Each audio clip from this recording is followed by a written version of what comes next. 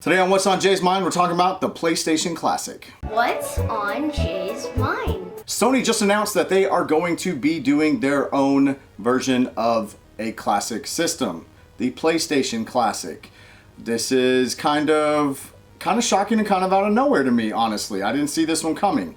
I'm going to be honest, I'm not like a huge tech kind of guy. I don't know how easy it is to put bigger games like PlayStation games, because those files are way bigger than NES or Super Nintendo games, onto an emulator board or what have you. Like, that's way out of the realm of my possibility and my thinking, I guess. I don't know how to do it. I didn't think it was going to be super easy, but apparently I am wrong.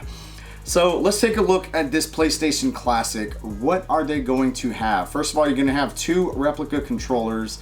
They're probably going to feel cheap, just like the NES Classic controllers did, my opinion at least. They are going to be USB, so you're not going to be able to switch out for regular controllers. Now, one thing that I'm seeing online so far, people complaining about the controllers, is there's no analog sticks, there's no DualShock, which means your controller's not going to rumble, and you have no analogs, just like a PlayStation 4 or 3 or even 2 or later original PlayStation controllers had the analogs. But because of the USB, you're not going to be able to change out and use a regular original PlayStation controller. So that's kind of a bummer, kind of sucks. Now, could this be a ploy maybe later on down the road that they're going to release a controller with an analog, or at launch release with an analog? I could definitely see something like that happening. Speaking of release, this is scheduled to come out on December the 3rd, if I'm not mistaken. Yes, because that is the 24th anniversary of the PlayStation's release. So, well, there we go. There's our why. That's why it's coming out now and when it is.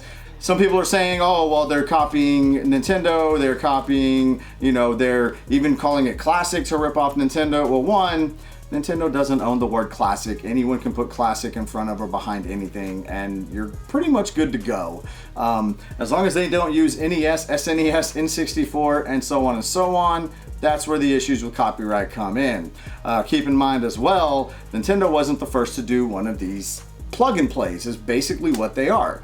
Sega did it first. I know there's an Atari one out there, the Flashback, and there's also an Intellivision one out there. So who's copying who, really? Because Nintendo didn't do it first. If you're complaining over the word that they're using, sorry, I don't know what to tell you. Okay, so you're gonna have an HDMI port. That's gonna look great and sound great for your visual and audio needs. I'll get back to that in a second. I think that's really important, and an important key feature, which, it's kind of has to be there in this day and age, right? But I'm gonna get a little more, I guess, kind of some technical things I do understand with why that's so good for us, for people. You're gonna have a micro USB. It's going to plug into the PlayStation, USB on the other end, and you basically got to provide your own little power square, a little power brick. I'm assuming it's going to be a regular, charging brick that you would have for your cell phone or something like that. So it's going to be smaller, just like the NES one and the Super Nintendo one, about 45% smaller. The memory card slots are non-functional. You can't put a memory card in there, but it's going to have internal save states and all that good stuff. I'm seeing some things on the internet that maybe on the back, there's a back port that could possibly open up. So there's speculation as to if that's going to be usable in the future. Maybe I read something earlier that said possibly be able to plug an Ethernet cable into it and stream or download original PlayStation games from the PS Plus store. That might be kind of cool. That's a theory. I'm not saying it is. It's a theory. That might be kind of neat. But something that you could probably most definitely do with this thing, because people have done it with the SNES Classic and they've done it with the NES Classic, you're probably going to be able to hack it. And this is why this is, I'm actually considering picking one of these up for this reason. Okay, I've been doing a lot of streaming lately, and what I use when I'm doing NES and Super Nintendo, I use an EverDrive, and basically it's a cartridge, and it's loaded on an SD card with a buttload of games on it. Well, you can't really put a disc into an original PlayStation and have all these games on one disc. I personally don't think it's really possible. Maybe I'm wrong. I don't know. Again, that's part of technology I don't understand. But if I had one of these, it already has the HDMI. So the graphics are going to look better, upscaled, I hope.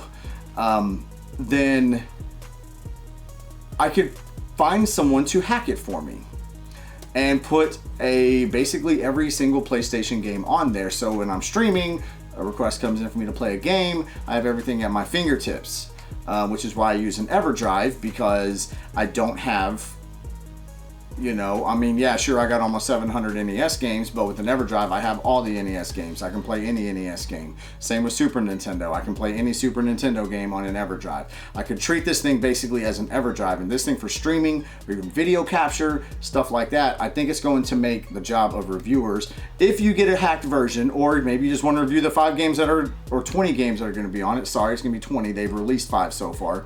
The titles of 5 at least. But it could be good for reviewers doing video capture. It could be good for streamers doing streams, and it's not a horrible thing. But the price these things are coming out at are $100. Maybe I wait till someone actually figures out how to hack it, and it won't take long because this is what people do. It's the internet, right? Someone will figure out how to hack it, and then maybe I buy one, send it to them.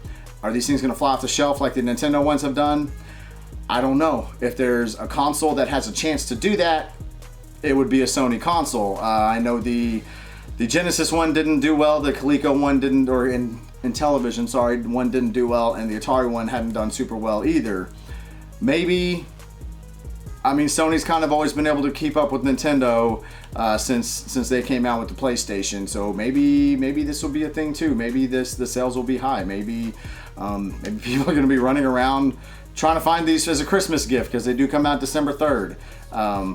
Who knows? Kind of interested to see what's going to go on here. So maybe when these things do actually release, and maybe if I can get my hands on one, get a hack, maybe I'll do another video on that. But the games that are going to be released that they have announced so far, it's going to come loaded with 20 games. So far they've released Final Fantasy VII, Jumping Flash, R4 Ridge Racer Type 4, Tekken 3, and Wild Arms. Those 5 games for sure are going to be on there. Not a bad lineup, not a bad teaser lineup release for the first 5 games. Tekken 3, if you guys know me and follow this channel at all, that's probably my favorite Tekken is 3, at least one of. So we'll see. $99, a little steep, I think it's a little steep. But if you have the potential to take that and hack it and put 1,500 games on it, all of a sudden $99 becomes maybe a little bit worth it. I'm just saying. The thing is with and this is why I think it's so steep, because you should be able to find you a original PlayStation for, in my opinion, no more than $20. You shouldn't be paying more than $20 for one, and I think even that's high. I know probably some stores sell them for $30 and $40. Don't do that. If you're going to pay that kind of money, go get a PlayStation 2, because they're backwards compatible, and everything from PlayStation 1, including controllers and memory cards, will work on your PlayStation 2. And this is why I think an original PlayStation shouldn't be selling for as much as it is, but that's a completely different topic. We're talking about the PlayStation Classic, $100 price point, coming out December 3rd, 20 games. What other 15 games do we need to see on this? Oh man, I would think, well, if they got Final Fantasy VII, then they can obviously put epic RPGs on there. Wasn't like Chrono Cross a thing? Maybe we see Grand Theft Auto. Now, Grand Theft Auto then wasn't what it is now, but that's a classic game nonetheless. Maybe we see we got to have some sports games on there. You would think there'd have to be some kind of sports, at least 1 or 2 sports games. Not a horrible idea.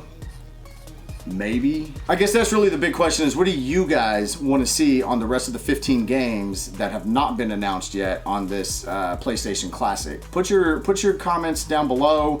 Let me know what games you want to see on there. Maybe I said some you like. I probably said some you didn't. There's a big library on the PlayStation 1. While I did play it growing up, honestly, I was more of a Nintendo 64 guy. So maybe your knowledge is just a little bit better than mine. So let me know what you guys think.